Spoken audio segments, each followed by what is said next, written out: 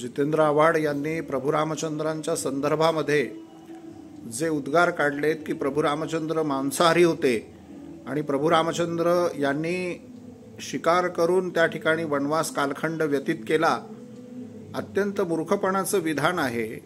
वाल्मिकी रामायणापासून कुठल्याही 14 रामायणामध्ये प्रभू रामचंद्र मांसाहारी होते याचा उल्लेख नाही।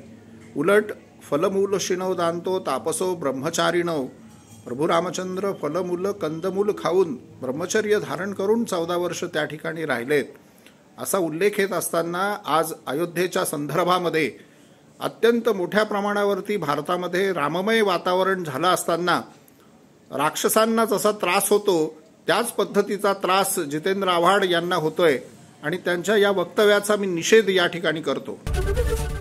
एबीपी माझा, उघडा डोळे बघा नीट।